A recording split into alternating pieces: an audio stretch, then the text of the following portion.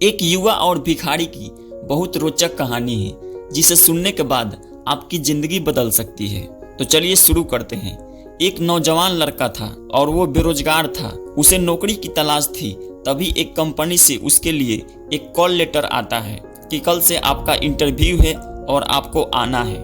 अब वो लड़का थोड़ा परेशान हो जाता है क्योंकि जिस जगह उसको इंटरव्यू के लिए जाना था वह जगह उसके घर से लगभग 50 से 60 किलोमीटर की दूरी थी और वह एक बेहद गरीब परिवार से था, इसलिए उसके पास जाने के लिए पैसे नहीं थे।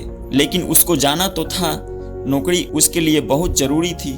जैसे तैसे करके उसने 50 रुपये का बंदोबस्त किया और घर से निकल पड़ा और वह एक चौराहे पर पहुंच गया और जो उसके पास पैसे थे वो भी खत्म हो गए।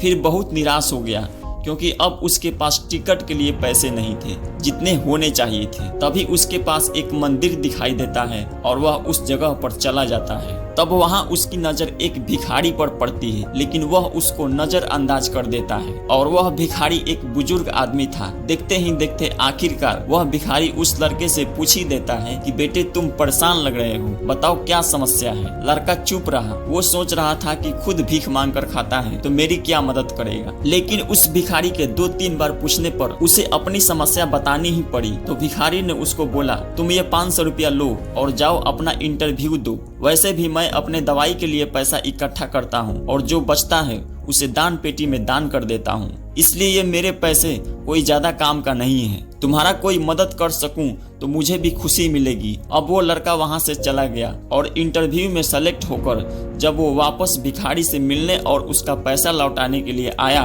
तो वहां काफी लोगों की भीड़ लगी हुई थी। उसने पास जाकर देखा तो वही भिखारी था। लोगों ने कहा इसके पास दवाई के पैसे नहीं थे, इसलिए आज की दवाई ना लेने की वजह से ये चल बसा।